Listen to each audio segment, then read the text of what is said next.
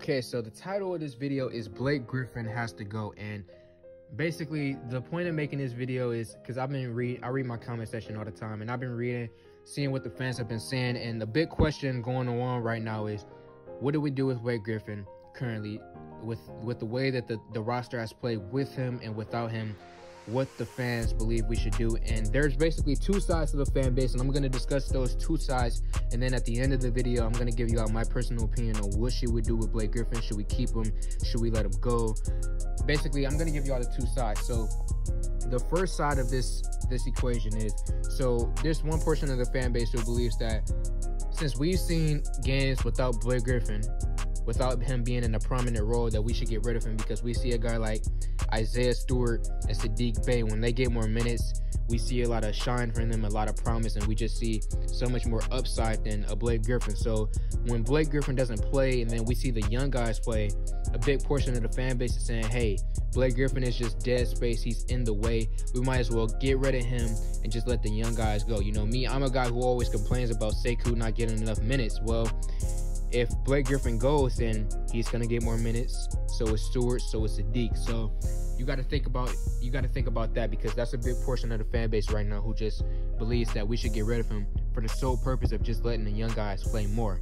And also another portion that wants him to go away, they also believe that the way that Blake Griffin plays basketball is wrong, because he's been doing this for a few years now, ever since he got to Detroit, and even a little bit when he was on the Clippers. He started doing this thing where you can call it Blake ball or whatever you want to. Blake Griffin, basically, you give him the ball on the post and everybody else just stands on the perimeter. They don't move around, and Blake Griffin just does what he does in the post. And a lot of people have big issues with that, because the offense becomes stagnant. You know, if a guy's just going in the post, working in the post, and nobody else is moving, there's no ball movement, there's no a guy like Jeremy Grant or Derrick Rose, they won't get touches because they're just standing on the perimeter.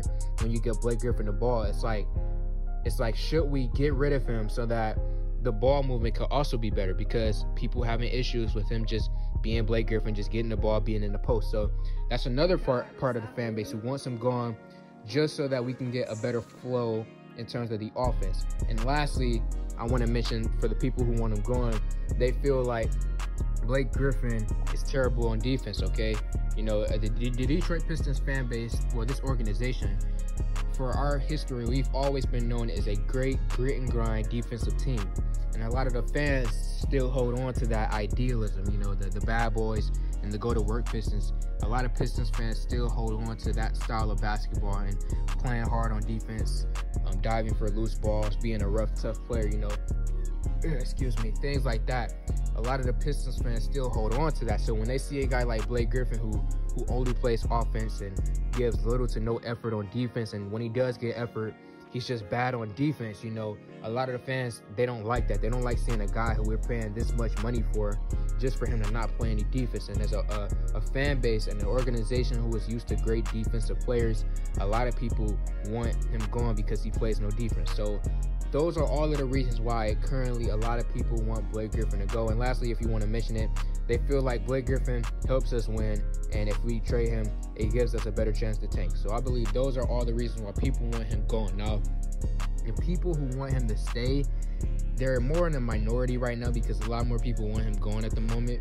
So basically, the people who want him to stay, they basically feel like either A, we can make the playoffs, we can make a playoff push with him, Derrick Rose, Jeremy Grant, Mason Plumlee, Josh Jackson. They feel like with this roster, it's good enough to make a playoff push with Blake Griffin. Now, if we trade him, they feel like obviously we won't have a chance at that. So they want to keep him to make a playoff push. And, you know, it's one of those things where, like, it's funny because, you know, I would hope that we would have a chance at making the playoffs if we kept this roster. But, like, when you look at our record right now, the way we started the season, it's not looking too pretty, right? But, I mean, Blake Griffin, he did miss a few games. But you know what I mean? Like, Blake Griffin, I mean, not Blake Griffin, this roster as it is, it just doesn't appear, based on the games where we've played so far, that we're not good enough to even try to make the playoff push. But anyways, let's move on. So number one, they either believe that we can make a playoff push, or number two, they want to keep him because they feel like he can mentor the young guys. They feel like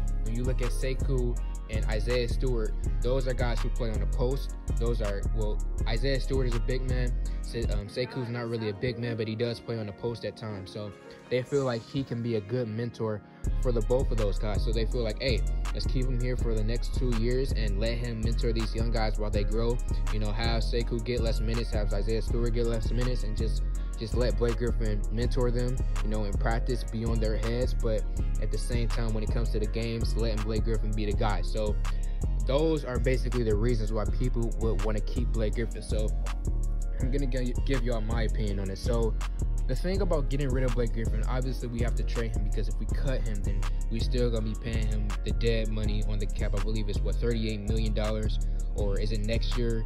I think it goes up and up every single year because of the way his contract is structured. So I think maybe right now it's like $37 million we're paying him, and then next year it might be like 38 or 39, because it just keeps going up and up the more years go on. So my personal opinion on it is we have to trade him, because again, you can't cut him because of the cap hit. So the only trade option is out there, because when John Wall and Russell Westbrook got traded for each other, basically those were the two main options that we could have looked at, and now are off the table. So the only guys left will be James Harden, and there's no way that the Pistons would trade for James Harden, and I don't see the Rockets wanting Blake Griffin. I don't see it happening. So the only guy who's still out there that would be available would be someone like a Mike Conley, and at the moment, I just don't see it really. Like, getting Mike Conley wouldn't be much of a benefit, since we already got Derrick Rose, and we already got Killian, and even DeLon Wright, who's a primary ball handler as well. I just wouldn't see a reason in getting another primary ball handler unless he was a Russell Westbrook or a John Wall type of player. You know, what's the point of getting another average point guard? You know, I would prefer, if we are going to trade for another point guard, he better be a star like Westbrook or John Wall. So personally, I would just say keep Blake Griffin, because there's absolutely nothing we can do. It's pointless to trade for a Mike Conley Jr. You know, the only option out there that I would be accepting of would be if we do a deal like Andre Drummond, where we traded Andre Drummond for Brandon Knight and John Hisson, and we got a second-round pick out of that. You know, if we traded Blake Griffin for 2 average players and then got a second-round pick, maybe I would be okay with that. Maybe I would. But if we're trading him for someone like Mike Conley Jr. and we're not going to get any picks, I just wouldn't be a big fan of that, and I'm against us trading for him and doing that deal. So those are my thoughts on this current Blake Griffin situation. Should he stay or should he go? This is one of those videos where I want to hear interaction and thoughts from y'all. Let me know in the comment section how y'all feel about Blake Griffin. Should we keep him? Should we trade him? Let me know how y'all feel in the comment section below. So like this video, comment on this video, share this video. Thank y'all for 1K. I'm out.